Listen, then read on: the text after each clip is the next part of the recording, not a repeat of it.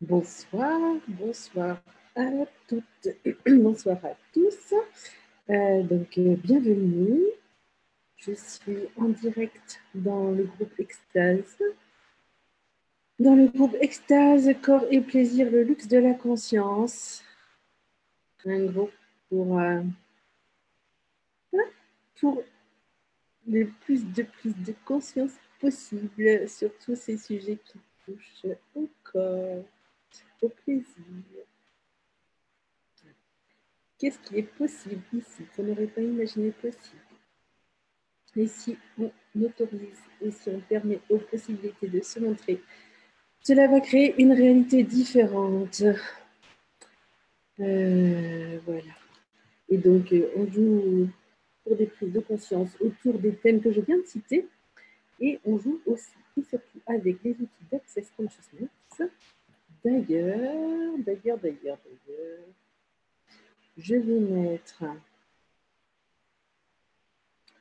le lien de ce Zoom dans les commentaires sur le groupe, de manière à ce que si quelqu'un souhaite me rejoindre, l'idée au départ de ces Facebook Live, c'était de pouvoir proposer à la personne qui le souhaite de recevoir une facilitation. Donc, si quelqu'un a envie de plus de conscience sur un sujet en particulier, si quelqu'un a envie de peut-être de dépasser des limitations, de créer quelque chose de différent dans sa vie, eh bien, voilà, je serais ravie de pouvoir contribuer à cela. Et en attendant, alors je vais juste voir pour c'était le lien.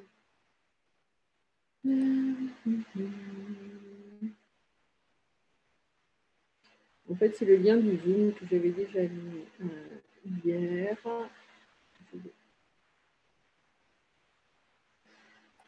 Et donc, aujourd'hui, l'idée, c'était de parler de consentement.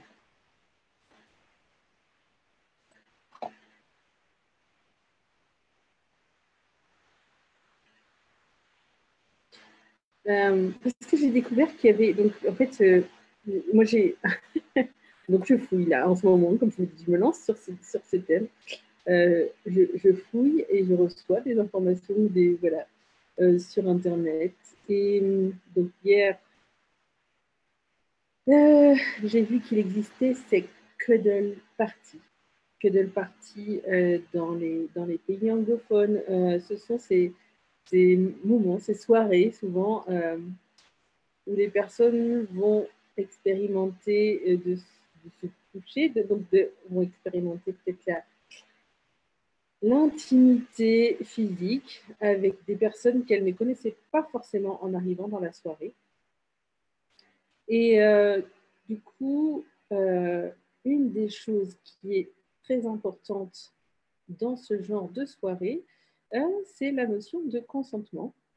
Notion de consentement qui est drôle, enfin, pas drôle, mais voilà.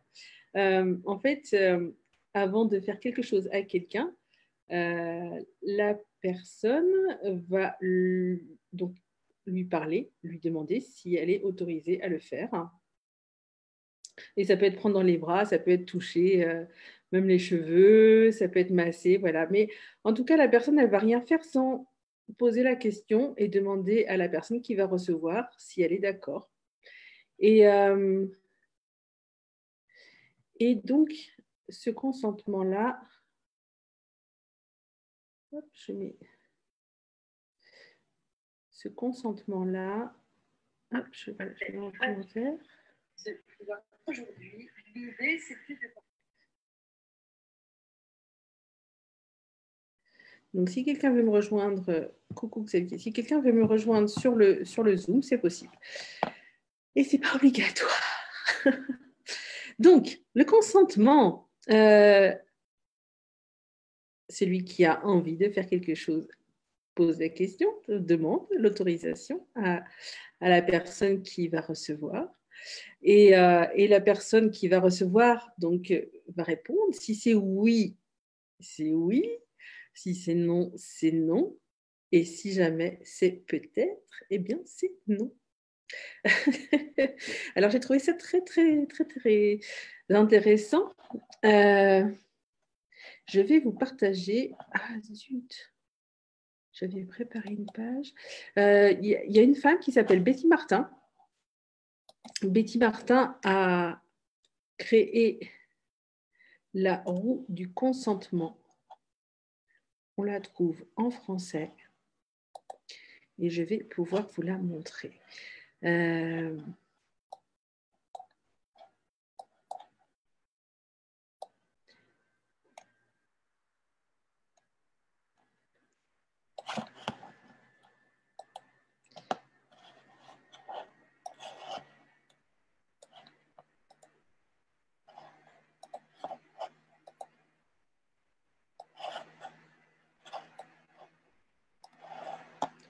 La roue du consentement, normalement, elle devrait apparaître à l'écran.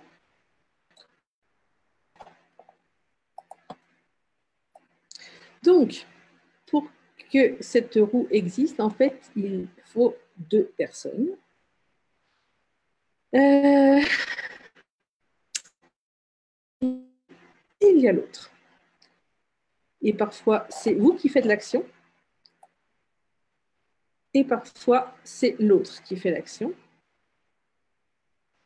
Et puis, il y a la notion d'offrir et de recevoir. Donc, il y a une personne qui va recevoir et une personne qui va offrir. Dans cette roue du consentement, en fait, ce qui est intéressant, c'est que la personne,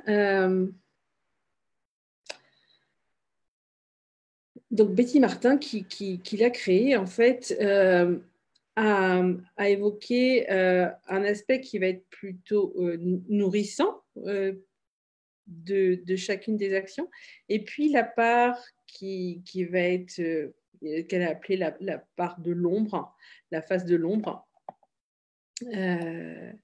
Donc, quand les choses ne sont pas respectées, en fait, il y a ce qui se passe pour les personnes quand le consentement est là et ce qui se passe pour les personnes, en fait, quand il n'y a pas le consentement.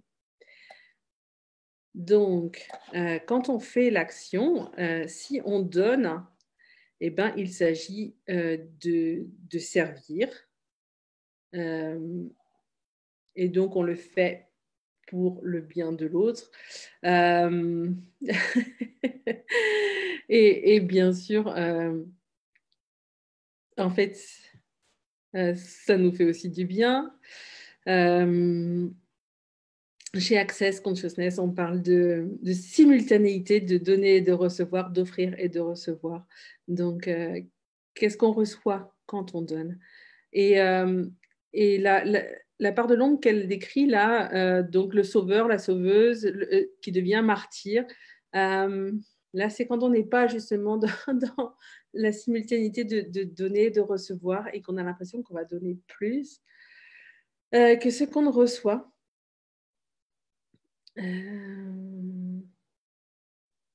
Voilà. Et donc, dans un deuxième aspect, quand il s'agit de recevoir et que soit on fait l'action, et ben voilà, donc elle a écrit prendre. Chez Access, on parlerait de recevoir. Et si on n'a pas donné son consentement, eh bien, du coup, on va passer dans la version abus, hein, qu'elle a citée ici avec agression, attaque, viol, guerre, vol, voilà. Et pour la personne quand c'est quelqu'un d'autre qui fait l'action, il y a 2 notions qui apparaissent, celle de permettre et celle d'accepter.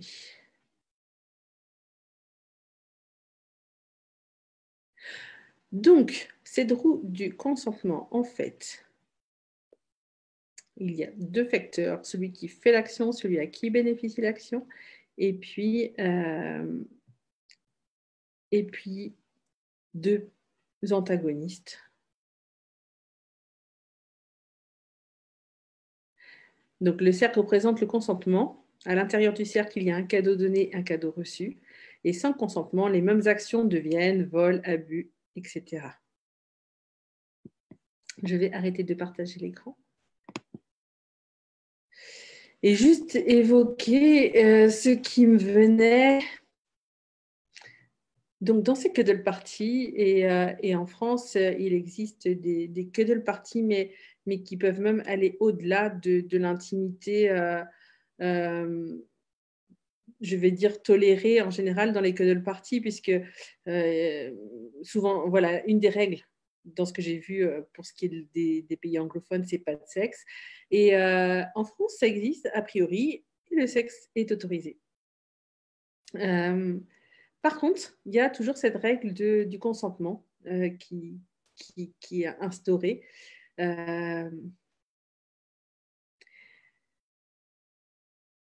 Et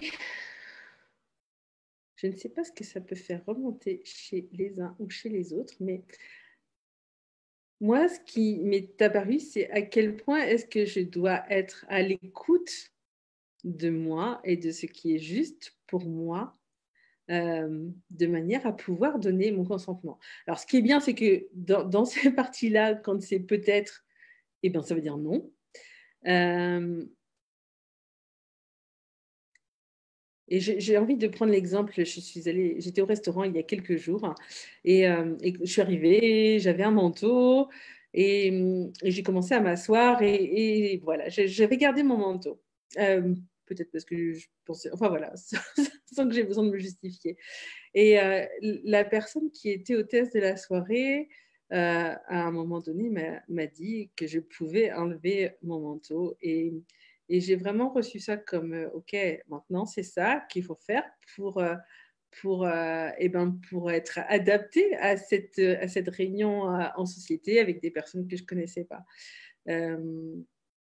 Et du coup, j'ai enlevé, j'ai entendu une injonction, alors que c'était juste, elle exprimait juste une possibilité. Moi, j'ai un petit peu entendu comme une injonction et j'ai pas écouté, moi, ce que mon corps y souhaitait. J'ai un peu réagi et donc j'ai suivi l'injonction, j'ai enlevé mon manteau. Et, et voilà, et c'est vrai que c'est donc un travail de chaque instant d'être à l'écoute de ce que son corps souhaite, de ce qui est juste pour nous, de manière à pouvoir donner ou pas notre consentement. Et comme j'étais avec ce thème-là aujourd'hui, eh bien, ah là là, est-ce qu'on nous apprend le consentement ou à quel point est-ce qu'on ne nous apprend pas le consentement? Je discutais avec Léa hier, elle n'est pas là ce soir, mais on a poursuivi la discussion et elle disait que son enfant, même si on lui parle d'enlever son manteau, s'il n'a pas envie d'enlever le manteau, il ne va pas l'enlever et on ne lui fera pas enlever. Voilà. Et à quel point est-ce que... Alors, peut-être que ce n'est pas le cas pour vous et dans ces cas-là, c'est génial. Et dans ces cas-là, laissez passer tout ce que je suis en train de raconter. Mais à quel point est-ce que quand on était enfant, on a dû obéir aux injonctions et faire ce qu'on nous disait de faire sans savoir à donner notre consentement, sans pouvoir donner notre consentement. Et du coup, une autre situation qui m'est revenue, dans laquelle notre consentement nous est rarement demandé, même quand il s'agit de ce qui va toucher le plus à notre intimité. Et là, je fais allusion en fait aux visites chez le médecin et aux examens qu'on peut nous faire. Je ne vais pas dire subir, mais que le médecin peut faire. Et je ne crois pas que les médecins, alors j'en ai pas fréquenté depuis un moment, mais dans mon souvenir, les médecins ne demandent pas le consentement de la personne. Peut-être que je me trompe. J'ai l'exemple, quand moi j'ai un diplôme d'infirmière et quand j'ai fait mes études d'infirmière, un des premiers stages que j'ai fait se passait en planning familial. J'avais 18 ans et, ou 19 ans. Et donc, voilà, je suis, lors de ma première année d'études d'infirmière, je fais ce stage au planning familial et on me dit d'aller suivre les visites avec un médecin qui était là. Donc, planning familial, et ben, souvent, ce sont des jeunes filles qui viennent. Et voilà, et je me rappelle en fait de très peu de choses. Par contre, le médecin, quand il a fait allonger une jeune fille sur la table d'examen, donc les pieds dans l'étrier, voilà, et bon, faire un examen gynécologique, et puis il m'a dit de venir voir ce qu'on voyait voilà, quand le spéculum était installé. Donc, voilà. Donc, moi, j'ai vu à ce moment-là ce qu'était le col de l'utérus. Alors, je ne sais pas si depuis les cols de l'utérus me parle, mais en tout cas, il recommence à me parler aujourd'hui. En tout cas, ce médecin-là, quand il m'a dit de venir, n'a demandé son consentement ni à la jeune fille, ni même à moi. Voilà, parce que il partait du principe que voilà, si la jeune fille était là, sans doute que, eh ben, implicitement, sans doute qu'elle avait donné son accord. Et puis moi, puisque j'étais là pour apprendre, pour lui, c'était aussi implicite que j'ai donné mon accord. Ce qui n'était malgré tout pas le cas. Sauf que, voilà, il y a combien de consentements qui sont considérés comme implicites et du coup qu'on ne demande même pas. Et donc, voilà, tout ce que ça peut faire remonter chez les uns, chez les autres, tout ce que ça peut faire remonter comme souvenir, comme émotion, eh bien, si vous le souhaitez, vous pouvez maintenant détruire et décréer tout cela. Donc, détruire et décréer Right, Wrong, The Bad, Purpose, The Nature's Voice and Beyond. Ça, c'est la formule de déblayage d'Access Consciousness. Ces mots s'appellent The Clearing Statement en anglais. Et ils sont conçus pour, voilà, pour permettre aux énergies de bouger. Notamment quand il y a des choses qui peuvent être un petit peu lourdes. Voilà, donc voilà, partout, vous avez vécu des situations, partout tu as vécu des situations où ton consentement n'a pas été clairement demandé, où tu n'as pas forcément eu ton mot à dire. Et bien, si tu le souhaites, tu peux maintenant détruire et décréer cela. Right, on Nature's Voice and Beyond. On peut détruire et décréer les traumatismes du passé. On peut on peut changer l'énergie qui est dans le passé de manière à créer un futur différent. Et du coup, voilà, on peut aussi demander, OK, maintenant, si je choisissais de vraiment exprimer mon consentement dans les situations et exprimer mon non-consentement quand je ne suis pas prête à consentir ou quand je ne suis pas sûre d'être d'accord. Voilà, donc tout ce qui ne permet pas ça, si vous le souhaitez maintenant, nous pouvons le détruire et le décréer. Right, Wrong, The Bad, Purpose, The Nature's Voice and Beyond. Coucou Christelle.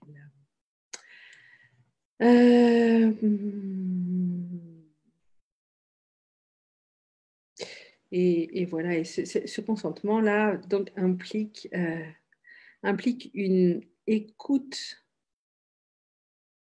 une écoute attentive. Et peut-être que ça peut demander un petit peu d'entraînement, parce que parfois on a perdu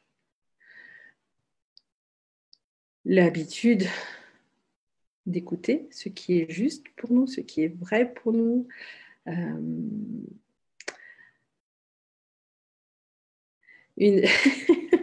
Non seulement des fois perdu l'habitude d'écouter, et puis encore plus d'exprimer ce qui est vrai pour nous. Coucou, il y a quelqu'un qui arrive. Coucou Christelle. Donc,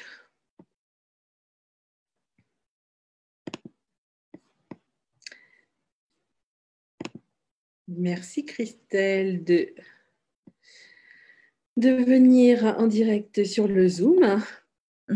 Avec plaisir. Tu étais là depuis quelques minutes. Coucou Léa, bonsoir. Je viens d'arriver il y a 30 minutes. Ok. Est-ce que tu entendais un petit peu Donc, je parlais du consentement. J'ai un petit peu montré ce qu'est la roue du consentement décrite par Betty Martin. Et puis surtout, voilà, là, j'avais évoqué, moi, une expérience de mon passé au planning familial, quand un médecin m'a invité à venir voir le col de l'utérus de la jeune fille qui était allongée sur la table. Et bien sûr, il avait demandé son consentement ni à elle ni à moi. Alors, je ne sais pas, toi, si tu as des histoires de consentement, demander, exprimer, pas exprimer, s'il y avait quelque chose pour toi qui résonnait dans ce sujet. Là, comme ça, vif, non, peut-être que ça remontera bientôt, mais là, sur le moment. Ok.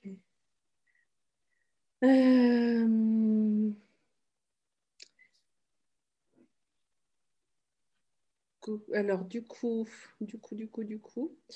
voilà, donc là, c'était. Donc, tout ce qui nous empêche, voilà, j'en étais là, tout ce qui nous empêche à la fois de percevoir de manière claire quand les choses, elles sont justes pour nous et ce qui est vrai pour nous. Donc, on peut détruire et décréer. Right Along with the Bad Book, Both Unanswered Voice and Beyond. Et puis ensuite, il y a tout ce qui peut nous empêcher d'exprimer notre vérité, même si on ne nous l'a pas demandé. Parce que des fois, on est dans des situations voilà, où on ne va pas nous demander. Est-ce qu'on peut détruire et décréer tout ça et tout ce que ça fait remonter? Right Along with the Bad Book, Both Unanswered Voice and Beyond.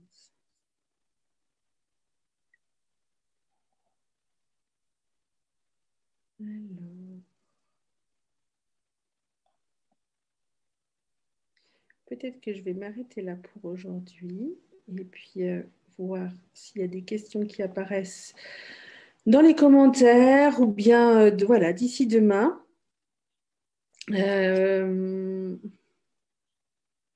Au plaisir de voir tout ce que voilà, tout ce que ce sujet peut ouvrir. Et à bientôt.